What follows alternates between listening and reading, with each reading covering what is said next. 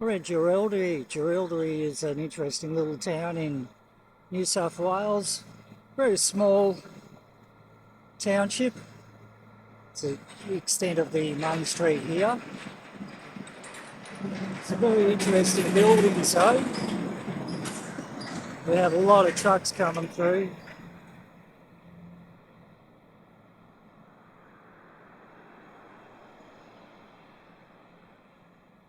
And it's well known for being a place where Ned Kelly did a couple of things. Before we get to that, a little bit of a view of a lovely little lake setup they've got here. Got ducks and pelicans, all sorts. It's a lovely little spot, although the owner of the motel that we're staying in tells me that in summer they get over 40-degree heat for long running periods, which is a little bit too warm for me. Now all over Jerrilderie there's a whole heap of boards that relate to the Ned Kelly Raid Trail. So obviously to do with places that he visited or raided or whatever. And there's little storyboards all over the place, some interesting ones. This one's not really of great interest, but we'll move on and we'll find another one that is. The steel wings, I'm not too sure what that's all about, but we'll move forward. We'll check out the rest of the back of this little main section of town. Got some really interesting buildings, not too many shops in the town centre, and I did find that all the shops, well most of the shops anyway, tend to close at 3 p.m, apart from the IGA, which stays open till 6 p.m. Apart from that, if you want a drink, the pub might stay open till about 8 p.m, who knows.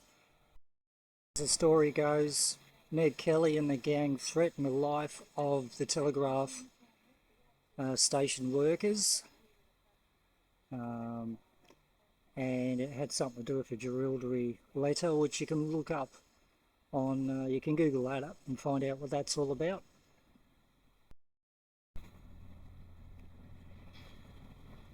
This building here was all part of the stables area, and there's an interesting little story. Yeah, and this is a board I saw before.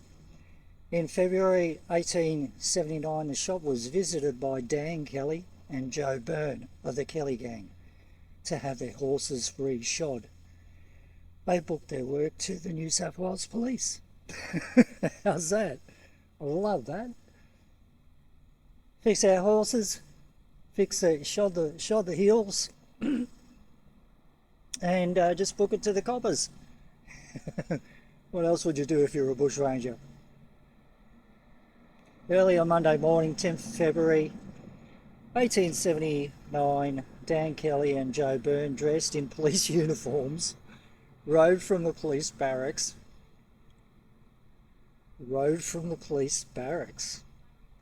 and locked up to the blacksmith and lock up to the blacksmith shop. Okay, they rode up to the blacksmith shop of Samuel Reed, where they had their horses reshod, charging their cost to the New South Wales Police Department. While waiting, Dan and Joe went to a nearby butcher shop to purchase some meat. The current proprietor of the blacksmith shop claimed the parcel of meat was left at the blacksmith shop, and they are still waiting for it to be reclaimed. I think that meat will be rather rancid by now. But what a quaint little town. There's all these little bits of history, and they're very big, as you can see, on the Ned Kelly stuff. Oh, by the way, just in front of us there is the best bakery in town, the only bakery in town, but it is actually quite a good bakery. So if ever you come to Jerrilderie, and you might just see a little metal depiction just on the corner there of Ned Kelly. See him right there? Right in the middle of the screen? There you go. Yeah, it's worth certainly stopping if you're coming out this way.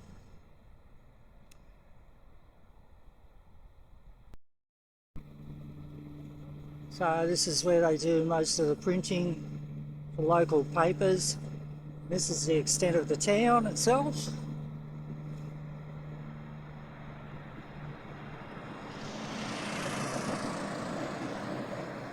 Of course, plenty of trucks roaring through.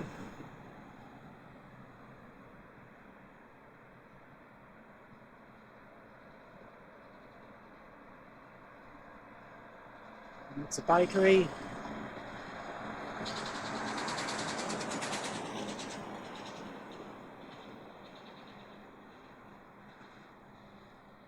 One thing I did notice too, apart from everything closing at 3 o'clock, is that it's a really tidy town.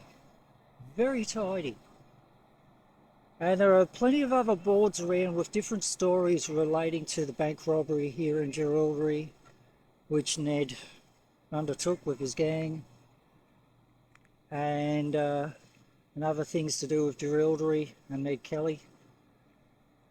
I think he robbed the post office here as well.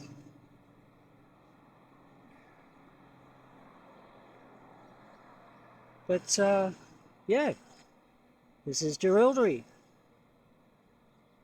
with another truck roaring through.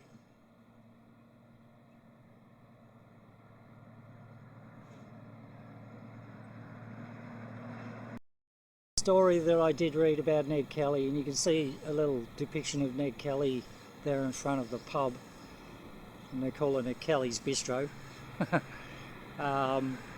Is the Royal Mail Hotel was the hotel that I believe Ned Kelly took over the hotel and shouted everybody drinks all night long. So you know, he wasn't sort of like a bad character. He just was like a Robin Hood. Took from the rich and fed his family, I suppose. And he gave a little bit to the poor too, or people in need. But you know, in one way he was very generous too, like here when he just overtook the whole hotel, held the whole hotel for hostage and shouted them all drinks. And then when he was ready to leave, him and his gang just got up and left, and the whole pub, the so-called hostages, who were having a ball of a time because they were all getting sloshed, all on Ned Kelly, yeah, they sort of gave him a massive big cheer, and they were quite disappointed that he decided to get up and leave eventually. But there you go, there's a little bit of a story of Ned Kelly. You can hear more trucks behind me. It's a very busy road, this one, Jerrilderie. So this is the Gazette. They make the newspapers here and whatever for the local areas. But in the windows, I've noticed that you can go for a 360 virtual tour of Ned Kelly raid trail of 1879, and doing the Bold exhibition. There's exhibitions here in the library from 10 AM to 5 PM Monday, Wednesday, Thursday and Friday, which is closed for lunch between 12 and 12:30 PM. So they've got all sorts of stuff.